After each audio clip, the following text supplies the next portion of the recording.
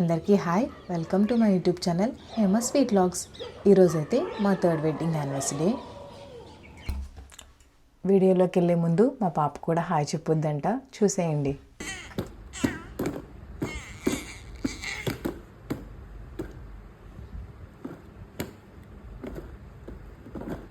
నా బర్త్డే రోజైతే టెంపుల్కి వెళ్ళడం కుదరలేదు.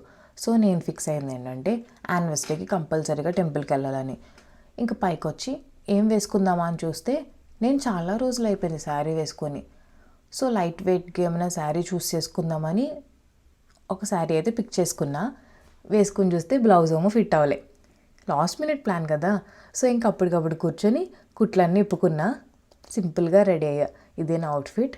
యాక్చువల్గా పాపను క్యారీ చేస్తున్నాను కాబట్టి దాన్ని హ్యాండిల్ చేయడానికి ఈ అవుట్ఫిట్టే బెస్ట్ అనిపించింది. ఇంకా టెంపుల్కి అయితే స్టార్ట్ అయిపోయాం. లక్షిక చిన్ని లక్షిక ఎక్కడికి వెళ్తున్నాం? గుడికి వెళ్తున్నాం. అయ్యో బుడ్డగాడికి బో పెట్టడం మర్చిపోయానే కదరా లక్షిక. యాక్చువల్లీ మా పాపకైతే బయట తిరగడం అంటే చాలా ఇష్టం.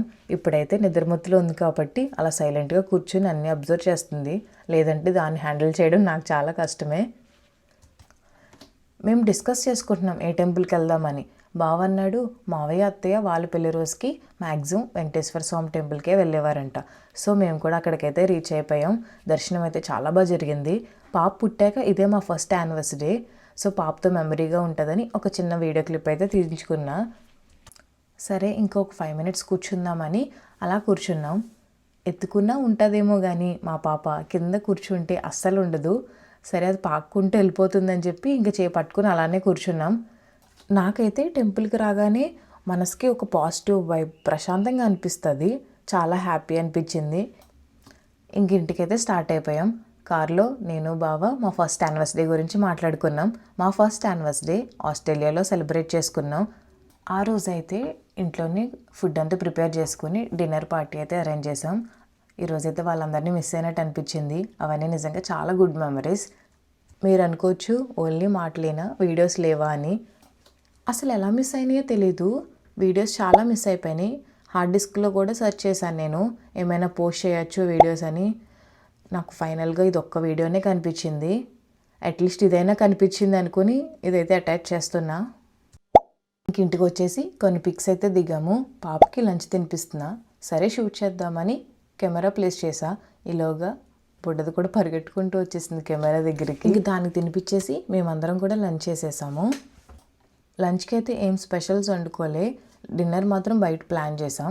తినొచ్చేలోగా మా పాప చూడండి ఏదో గోడ కూర్చేసినట్టుగా గోడకు అతుక్కుపోయి కూర్చుని ఉన్నది. చాలా క్యూట్గా అనిపించి రికార్డ్ చేస్తున్నా. బావకి 5 days నుంచి కోల్డ్ ఉంది, అందుకే ఆవిరి పెట్టుకుంటున్నాడు.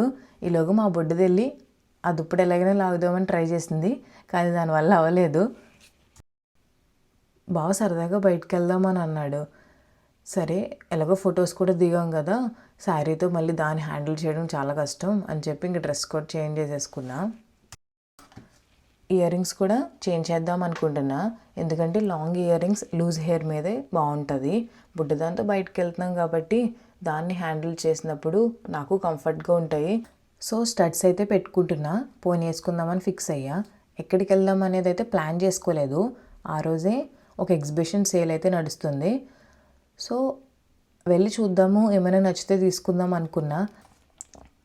సో ఇంకా హెయిర్ అంతా డీటాంగిల్ చేసుకుని పోనీ అయితే వేసేసుకున్నాను. ఇంకా స్టార్ట్ అయిపోయాం.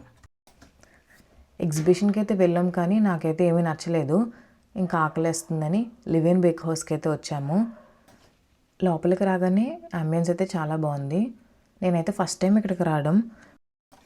పాప అయితే మంచిగా పడుకుంది. అది మళ్ళీ డిస్టర్బ్ అవుతుందేమో అని వీడియోస్ కొన్ని తక్కువ తీసాము.